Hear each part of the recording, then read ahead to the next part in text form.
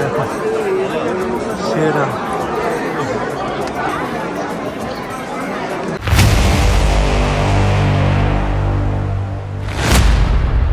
তাই বন্ধুরা, তো আমি চলে এসেছি মায়াপুর ইস্কন মন্দির, বিশ্বের সবথেকে বড় ইস্কন মন্দির মায়াপুর। তো মায়াপুর ইস্কন মন্দিরে নৃসিংহদেবের যে মন্দিরটা কি উদ্বোধন করা হয়েছে, সেই মন্দিরটা দর্শন করব আর তোমাদেরকেও দর্শন করাবো। তো চলো বন্ধুরা, তোমরা দেখতে থাকো। দেখো এখান থেকে দেখা যাচ্ছে কত সুন্দর।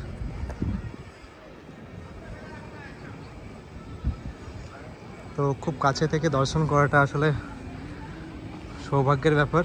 তো খুব কাছে থেকে দর্শন করতে পারছি, নিজেকে খুব ভাগ্যবান মনে হচ্ছে।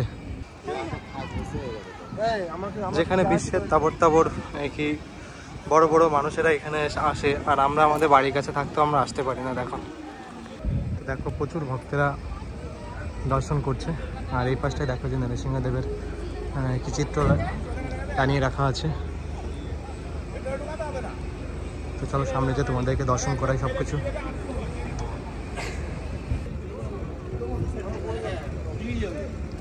তো দেখো সামনে প্রচুর ভক্তরা দর্শন করতে যাচ্ছে, আসছে।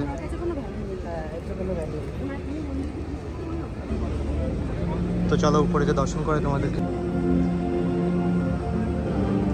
তো মন্দিরের গেটের সামনে চলে এসেছি একদম। দেখো কত সুন্দরভাবে সাজিয়েছে নৃসিংহদেবের মন্দির উদ্বোধনের কারণে।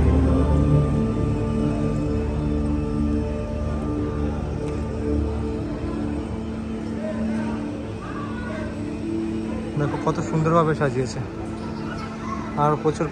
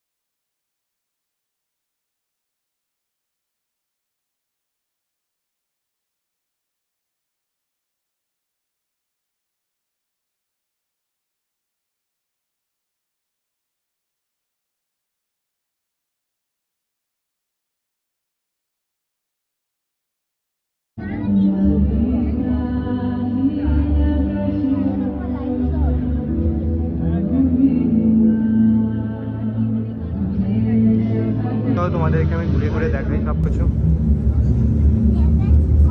তো এখনো কিন্তু পুরোপুরি কাজ কমপ্লিট হয়নি, দেখো কাজ চলছে।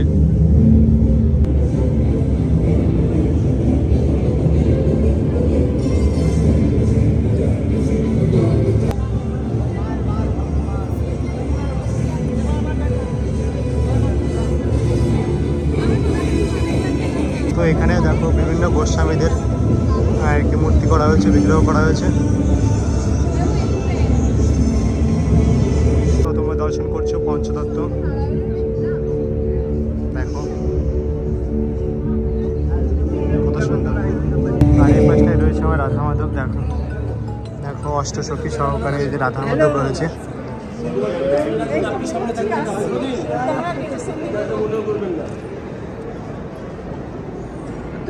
তুই কোথা মিশিয়ে আছিস ওখানে দেখ বাপ্পা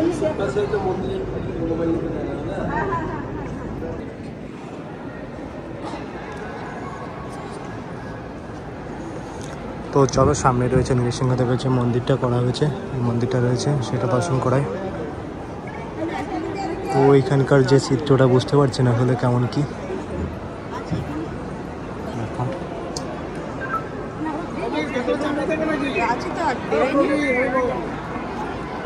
তো চলো সামনে যে নৃসিংহদেবের যে বিগ্রহটা আছে তোমাদেরকে দর্শন করাই।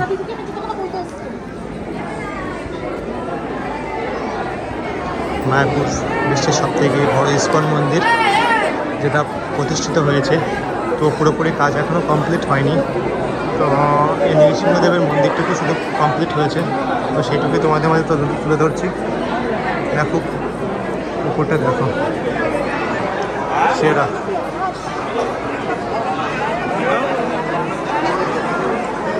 সেরা, দেখো সেরা।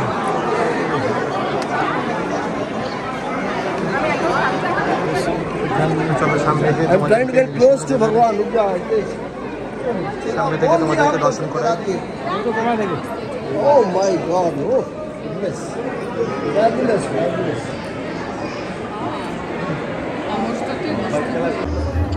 তোমরা দর্শন করছো বিশ্বের সব থেকে বড় ইস্কন মন্দির মায়াপুর।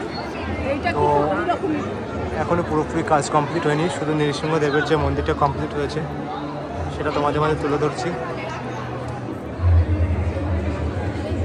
তোমরা দর্শন করছো নৃসিংহদেব। দেখো প্রচুর প্রচুর ভক্তরা এসেছে।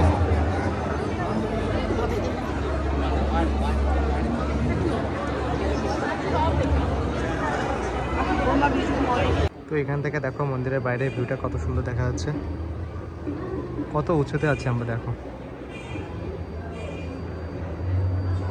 থেকে দেখো যে পুরাতন মন্দিরটা কত সুন্দর দেখা যাচ্ছে।